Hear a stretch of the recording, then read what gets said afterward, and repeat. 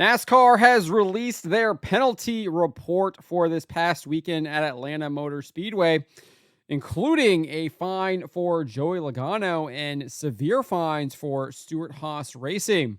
Before we get into this, I'd like to ask you, please hit that subscribe button, hit that bell for notifications so you don't miss any of our future videos here at John Trent Racing. This is over at NASCAR.com. Their headline reads, NASCAR hits Stewart-Haas Racing with L1 level penalties, fines Logano. It says NASCAR hit Stewart-Haas Racing with 2 L1 level penalties on Tuesday after last weekend's race at Atlanta Motor Speedway. After NASCAR confiscated the roof rails of the number 10 Ford of driver Noah Gragson and the number 41 Ford of Ryan Preece at the racetrack, it docked both teams 35 driver and owner points in Tuesday's penalty report. Per the NASCAR rulebook, roof air deflectors must consist of parts outlined in section 14.5.6.1.a. Additionally, they must meet the following criteria: be constructed of 0.05 inch thick aluminum, be installed perpendicular in the applicable spots, must not interfere with the functioning of the roof flaps, and must be painted. It's a team part, but it has to meet the CAD drawing, NASCAR Senior VP of Competition Elton Sawyer said on Sirius XM NASCAR Radio on Tuesday. And in this case, it didn't meet that. As for Logano, it says here, Joey Logano, driver of Team Penske's number 22 Ford, was also dealt a $10,000 fine for modifying an SFI-approved protective glove, section 14.3.1.1. Driver protective clothing equipment in the NASCAR rulebook requires protective gloves meet SFI-approved specifications. After qualifying second at Atlanta, Logano was sent to the rear of the field for the start of Sunday's race and issued a mandatory pass-through penalty after the green flag. What happened at the racetrack and the way it was handled was strictly based on performance and using that device, Sawyer said on Sirius XM. Now altering an SFI-certified safety piece of apparel, that's a different topic. That's not what NASCAR said originally. They said that he was penalized for modifying the safety equipment in their post on X. So he's changing the story here, saying that he was penalized for a performance issue moving at the racetrack, and then now he's saying this fine is for the safety issue. So Logano's left-handed glove was modified with webbing between the thumb and index finger. Per SFI specifications, gloves shall have separate sections for each finger and thumb. It does, and they are actually saying it does. They're saying it has a thumb and an index finger, but the issue is the webbing. It still has the thumb and the index finger. They just added webbing, so that doesn't actually violate the section that they're citing. This is a joke. Gloves shall have separate sections. That is still, I mean, if you look at the image, which I don't have it up right now, it does have a thumb and a pointer finger section. They just add a webbing in between the space between them, but they're still separate sections. So I'm sorry, this is like a joke explanation. If that's the rule that they're citing or the SFI specification that they're citing. And then here we have some Xfinity stuff as well.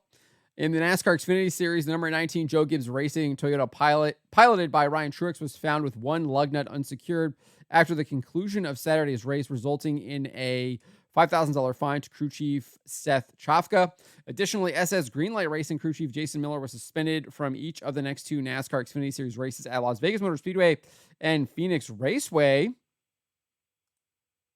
Miller, crew chief of J.J. Yeley's number 14 Chevrolet Atlanta, was found in violation of section 4.4.d of the Xfinity Series rulebook, which specifies member-to-member confrontation with physical violence, striking another competitor, as an action that can result in a fine and or suspension. Miller confronted and became physical with driver Kyle Weatherman after Sunday's race. So that is your NASCAR update on the penalties for Tuesday.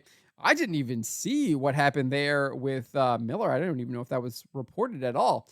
So that is huge news there. But I think it was expected that Stewart-Haas was going to get the fines after they had confiscated those parts following, I think it was qualifying, I think is when they were confiscated. And then obviously I think we knew that Joey Logano was probably going to get fined. That was a speculation coming from Bob Pockrass on Sunday after they announced the initial penalty that Logano would have to go to the rear and then serve that pass-through penalty. And then obviously, Sawyer talked to Sirius XM NASCAR Radio Channel 90 earlier today, indicating that they would look at that and there would probably be a fine. So it's not surprising that he is getting fined. I think they need to clean up the rule book here. I think that Logano, I mean, obviously he was trying to gain an advantage with that webbing, modifying that SFI approved device, but I don't think he's like this citation here is not actually, I don't think that glove is actually in violation. It did still have separate sections for each finger and thumb. They just put a webbing in between them. That doesn't mean it still didn't have the separate sections. So what they're saying here, I don't think he actually violated that specification. But I think they need to clean up their rules on that. They need to make that more clear. And obviously, Logano was trying to gain an advantage. I still don't know how much of an advantage he was gaining. He clearly didn't qualify on the pole. He did get in second place. If he had that webbing, if he didn't have the webbing in the glove, would he still have been in second? I don't know. How much of an advantage do you gain by putting your hand up on the window net while qualifying to direct that air away from the car? I don't know. I don't think I've really seen anyone explain that yet. So, I mean, what's the saying? If you ain't cheating, you ain't trying. I don't even know if he was cheating though, because we're looking at this citation that they're saying that gloves have separate, shall have separate sections for each finger. He had that. So it sounds like he was following it. He was just adding to it. Now, if there's actually a piece of the rule where you can't modify the glove, then that should be cited. Because here, I mean, even here it says that it says he's being fined for modifying the SFI approved glove. But when the citation here again, it says that the NASCAR requires protective gloves meet SFI approved specifications. I'm assuming that the glove probably did meet SFI specifications. He just added that little piece to it. So I think NASCAR needs to be much more clear on this. They need to probably clear up the rule books on that. So they do that. But obviously, they don't like what Joey Logano and the Penske team did.